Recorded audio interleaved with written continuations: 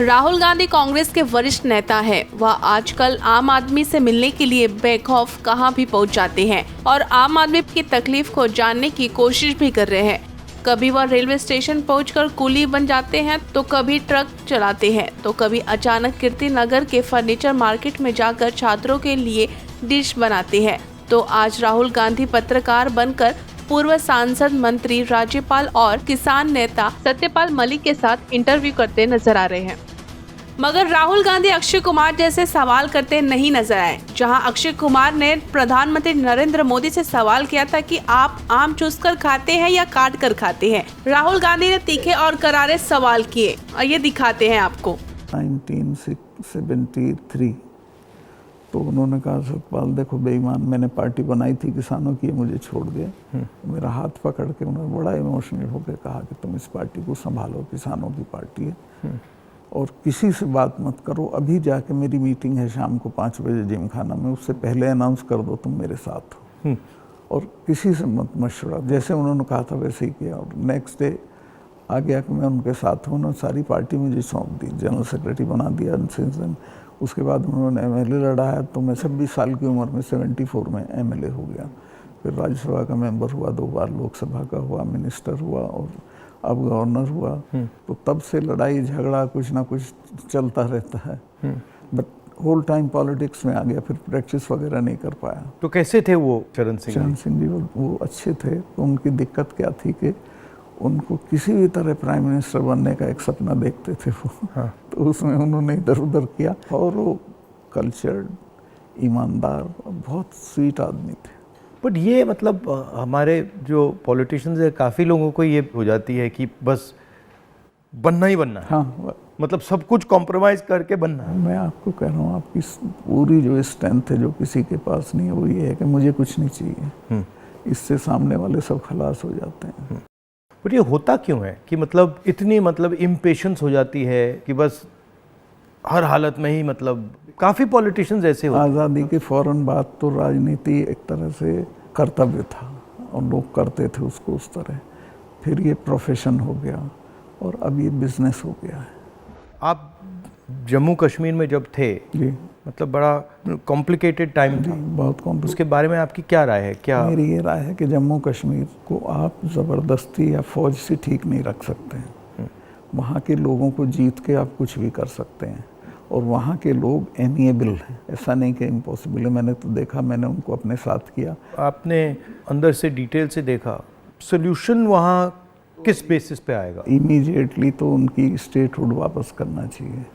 उनको इतना 370 नहीं चुभा जितनी स्टेटहुड लेकर यूनियन टेरिटरी बनाना चुभा। और यूनियन टेरिटरी इन्होंने किस लिए बनाया, जो मुझे लगता है, मुझे नहीं बताई वो बात, इनको ये अंदाज़ा था कि पुलिस रिवोल्ट कर जाएगी, जबकि ऐसा नहीं था। पुलिस इतनी फेथफुली रही भारत सरकार के साथ कि ईद का महीना था, एक सिपाही ने छुट्टी भी नहीं मांगी, वहीं लाइन में रहे। तो एक तो स्टेटहुड और उनका प्रॉमिस भी है अमित शाह का हाउस में, उसको इमीडिएटली वापस करना चाहिए और फिर इलेक्शन करा देने चाहिए। बट जब मैं जम्मू गया, ये जम्मू के लोगों को भी ये लगता है कि हमारा स्टेटहुड ले लिया। हाँ, उससे तो वो भी खुश नहीं है। सबसे ज़्यादा वही चीज़ चुभी है। तो ये कर क्यों नहीं रहे इसको? पता नहीं। मेरी बात हुई, मैंने कहा वापस कराइए, तो बोला कह दिया होगा, क्या जरूरी है वापस कराना, चल तो रहा है सब ठीक। कहाँ ठीक चला? सारी इंसर्जेंसी वापस आ गई है, टेररिस्ट एक्टिव हो गए। अब तो काफ़ी घटनाएं हो रही हैं। अब तो जगह जगह हो रही हैं। राजौरी में रोज़ होता है, ऊपर कश्मीर वैली में रोज़ कुछ ना कुछ होता है। आपकी क्या राय है उसके बारे में, पुलवामा के बारे में? पुलवामा के बारे में मैं ये तो नहीं कहता इन्होंने कराया, बट पुलवामा में इन्होंने उसको इग्नोर किया और पॉलिटिकल इस्तेमाल किया अपने लिए। क्योंकि उसमें इनकी स्पीचेस हैं जिसमें कहता है कि जब वोट देने जाओ तो पुलवामा की शहादत को याद रखना। जैसे ही मैंने पुलवामा के बारे में सुना, मुझे पता लगा कि हमारे जो शहीद हैं एयरपोर्ट आ रहे हैं जी। तो मैं सीधा एयरपोर्ट गया। हमारी सिक्योरिटी वालों ने मुझे कहा कि नहीं आप मत जाइए, मगर मैंने कहा मैं जा रहा हूँ। तो मैं एयरपोर्ट में चला गया और एयरपोर्ट में उस टाइम मुझे कमरे में बंद कर दिया और मुझे कहा कि देखिए आप कमरे से नहीं निकल सकते। मैंने कहा मतलब? तो उधर वो सब शहीद आए थे, वहाँ पे आर्मी के लोग थे, प्रधानमंत्री आ रहे थे और मुझे लिटरली चाबी से बंद किया कि आप बाहर नहीं जा सकते। मैंने सिक्योरिटी वालों से बोला ये ऐसे कैसे कर सकते हैं। और फिर लड़के मैं वहाँ से निकला तो मुझे लग रहा था कि एक पूरा वहाँ पे शो सा क्रिएट हो रहा था। हाँ वो था ही, वो प्रधानमंत्री को श्रीनगर जाना चाहिए था, राजनाथ सिंह आए थे, मैं था, हम लोगों ने श्रद्धांजलि दी थी, प्रधानमंत्री को उसी दिन जाना चाहिए था।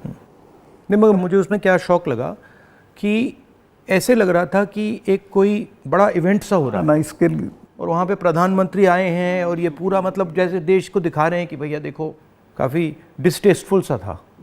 जिस दिन ये हुआ तो ये नेशनल कॉर्बेट पार्क में शूटिंग करा रहा था अपनी, तो ये अवेलेबल मैंने 3-4 बार कोशिश की, मिला ही नहीं मुझको। 5 या 6 बजे इसका फ़ोन आया, हाँ सतपाल भाई क्या हुआ? मैं कहा हमारे इतने लोग मर गए हैं और हमारी गलती से मरे हैं। तो बोला नहीं नहीं चुप रहना, अभी कुछ नहीं बोलना इस पर।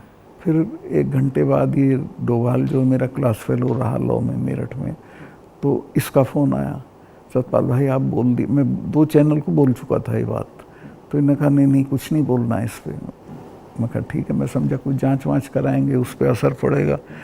कुछ भी नहीं। तीसरे दिन इनका आ गया कि ये पुलवामा की शहादत को याद रखो और अब हम बालाकोट करेंगे, ये करेंगे, वो करेंगे। और अभी तक उसमें कुछ नहीं हुआ? कुछ नहीं, करना भी नहीं है इसको। पुलवामा के शहीद जिस तरह हुए थे इसलिए हुए कि उन्होंने 5 एयरक्राफ्ट मांगे थे। अगर वो मेरे से मांग लेते तो मैं इमीडिएटली कर देता। मैं तो वहाँ स्टूडेंट्स जब जम्मू में फंस जाते थे बर्फ में, उनको एयरक्राफ्ट से, क्योंकि दिल्ली में एयरक्राफ्ट इमीडिएटली मिलता है किराए पे। 4 महीने तक एप्लीकेशन उनकी पड़ी रही होम मिनिस्ट्री में और 4 महीने बाद वो खारिज कर दी कि नहीं देंगे। तब वो सड़क से चले। इतना बड़ा, मतलब 4 महीने के लिए वो चले ही नहीं? चले ही नहीं इसलिए कि वो सड़क से चलना बिल्कुल इनसिक्योर होता है, वो उनके उसमें नहीं है सिस्टम में।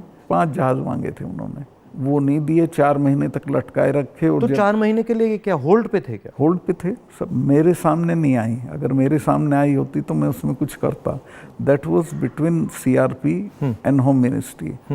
लेकिन ये थी कि अटैक हो सकता है।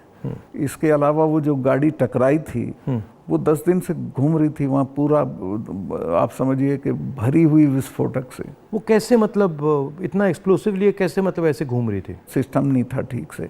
और जब मैं गया हूँ फिर पुलवामा होने के बाद, तो जो 10 किलोमीटर का स्ट्रेच है उसमें लगभग 8-10 लिंक रोड मिलती हैं। एक भी सैनिटाइज नहीं थी उस दिन। बल्कि हम तो जब अपनी पुलिस को भेजते थे कश्मीर की, तो पूरी रोड पे सिविल ट्रैफिक बिल्कुल रोक देते थे, सैनिटाइज कर देते थे, तब भेजते थे। ना हाईवे सैनिटाइज था ना वो लिंक रोड। और लिंक रोड जहाँ हाईवे में मिलती है वहाँ रिवाज ये है कि वहाँ एक जिप्सी खड़ी होनी चाहिए जो उसे रोक दे कि नहीं भैया काफिला चला जाए सीआरपी का, तब जाना। ब्लॉक कर कुछ नहीं था, there was nothing like that. तो जब आप वहाँ गए, जैसे पॉलिटिक्स में हम ऐसी घटनाओं में जाते हैं, तो जब हम कहीं पहले पहुँचते हैं कोई माइंड में कोई फीलिंग आती है, तो इसमें आपकी क्या फीलिंग आई थी जब आप पहली बार वहाँ गए? आप मेरा यकीन करेंगे, आई वॉज इन टीयर्स। और मैंने इसको फ़ोन किया, मुझे नहीं मिला। जब 5 बजे मेरी बात हुई तो मैंने कहा हमारी गलती से हुआ ये। तो बोला नहीं नहीं इस पर आपको चुप रहना है। मैं चाहता था कि कुछ सर इसमें कटने चाहिए जिनकी जिम्मेवारी थी। कुछ भी नहीं, किसी का नहीं, कुछ नहीं हुआ। उसको इलेक्शन के लिए यूज़ करना चाहते थे कि ये पाकिस्तान ने किया, हमारे जवान मारे और अब हम हराएंगे। भारत जोड़ो यात्रा में हम वहीं से निकले, एक्चुअली साइट से निकले, पुलवामा से। तो मुझे ये लग रहा था कि जो आपने बोला कि ऐसी जगह पे, स्ट्रेटेजिक जगह पे इतना एक्सप्लोसिव कहाँ से आ गया, कैसे आया, वो मेरे दिमाग में क्वेश्चन था। सारा पाकिस्तान से आया था, बट इतना 600-300 किलो। हाँ, ये बॉर्डर तो हमारा पोरस है और ये इतना एक्सप्लोसिव इंडिजिनसली प्रोक्योर करते तो वो बात फैल जाती। ये 10-12 क्विंटल तो आया हुआ था, उसमें से ये गाड़ी पूरी भरी थी एक्सप्लोसिव से। और बताया मुझे जब मैं गया कि साहब ये तो 10-12 दिन से घूम रही थी गाड़ी। जो गाड़ी चला रहा था उसका भी, मालिक का, दोनों का टेररिस्ट रिकॉर्ड था। दोनों कई बार गिरफ्तार हो लिए थे, फिर छूट गए थे, फिर गिरफ्तार हुए थे, फिर छूट गए थे। अच्छा, तो उन पर कोई निगाह नहीं थी इंटेलिजेंस एजेंसीज की। यहाँ मीडिया में, मतलब मैं देख रहा था यहाँ पे इतना बड़ा कास्ट सेंसस का मुद्दा है, बट अब आजकल बस इजराइल कास्ट सेंसस को नहीं देखा। मतलब जो चाहे वो अदानी हो चाहे वो कास्ट सेंसस हो, जो ज़रूरी बातें हैं उसका कुछ नहीं होगा। मगर इजराइल हो, बॉलीवुड हो, क्रिकेट हो, उस पर चलते जाएंगे। अदानी तो आपने इसके चिपका दिया, वो तो छूटेगा नहीं, गांव-गांव चला गया अदानी का। और लोग ये कहते हैं अदानी के यहाँ इसी का रुपया है। हाँ, वो 20,000 का आपने उठाया था, 20,000 को इतना बड़ा इन्वेस्टमेंट कहाँ से आएगा? कल ही एक स्टोरी आई है कि ये कोयले के प्राइस इन्फ्लेट कर रहा है। वहाँ से इंडोनेशिया से कोयला नाव में जाता है और यहाँ पहुँचते उसकी प्राइस इन्फ्लेट हो जाती है और फिर लोगों को बिजली के लिए ज़्यादा रेट देना पड़ता है, मगर वो भी मीडिया ने कहीं नहीं उठाया। मुझे खबर ये दी गई कि जिस दिन मैं ये करण थापर का इंटरव्यू किया, इन्होंने बुला के सब चैनल्स को कहा कि खबरदार कोई रिपोर्टिंग नहीं होगी, और अतीक अहमद का केस हो गया और उसको 10 दिन तक हेडलाइन। जब मैंने वो देखा, मैंने अपनी बहन से कहा कि ये जो आपने पुलवामा की बात की है, इसके कारण ये किया गया है, हाँ, टोटल डिस्ट्रैक्ट करने के लिए। मैंने नोटिस किया जब आपने पुलवामा की बात की तो ये सब डर गए थे, लेकिन अतीक अहमद ने उसको 10 दिन तक खत्म कर दिया, ओवरशैडो कर दिया। बिल्कुल। भारत जोड़ो यात्रा में मुझे एक बात समझ आई कि कितना भी मीडिया पे कंट्रोल हो, अगर आदमी डायरेक्ट जनता के पास जाता है, हाँ, तो फिर कोई नहीं, तो नहीं चलता। जनता ओनली आंसर है, जनता के पास जाना। और अगर आप जनता के पास जाते हैं तो बहुत जल्दी जनता को बात समझ आ जाती है, वो टाइम नहीं लगता। नहीं, जनता तो अवेयर है देश में, ऐसा नहीं उन्हें मालूम नहीं है, बट उन पे कोई प्लेटफॉर्म नहीं है, कहाँ कहें, किसको कहें। उनके रिप्रेजेंटेटिव भी ऐसे ही गए गुजरे हैं सब कि साहब इसको करना वरना कुछ नहीं है, ये ऐसे ही करता रहता है। और एक्चुअली जब मैं इनके भाषण सुनता हूँ और इनकी जो पॉलिसीज़ देखता हूँ तो एक्चुअली डेप्थ नहीं है, डिटेल में नहीं जाते। ज़रूरत नहीं है उसको सिर्फ रूल करना है, कोई इम्प्रूवमेंट नहीं करना, कोई चेंज नहीं करनी है, सिर्फ राज करना, जिसे बोलते हैं ना बहुत क्रूड लैंग्वेज में, सारा राज है, राज करना है, दैट्स ऑल। और वो उस तरह से जो जवाबदेही जनता के लिए होती है वो महसूस भी नहीं करते हैं। आपने काफ़ी बहादुरी के साथ जो पुलवामा के बारे में बोला, आपने जो अदानी के बारे में बोला, किसानों के बारे में बोला, तो फिर आपको धमकाया गया, सीबीआई इंक्वायरी कराएगी, सब शुरू हो गया, पूरा इनका सिस्टम चालू हो गया। आप हैरत करेंगे, ये कानून है कि जो शिकायत करता है उसको सज़ा नहीं दी जाती है। मैंने शिकायत की जिनकी की, उनका आज तक इंटरोगेशन नहीं हुआ। मेरे यहाँ 3-3 बार आ गए, मेरे स्टाफ के लोगों के फ़ोन ले गए सीबीआई वाले। मैंने कहा भाई तुम कुछ कर लो, मेरा कुछ नहीं बिगाड़ सकते, मैं तो फ़कीर हूँ, मेरे बिना कुछ है। तो तंग आ गए वो, लेकिन करना पड़ा। फिर यही कहते थे लास्ट में, साहब नौकरी कर रहे हैं। वो मुझे भी यही कहते थे कि भाई अब छोड़िए, मतलब हमें दबाया जा रहा है, हमें करना पड़ रहा है, इसमें कुछ है नहीं।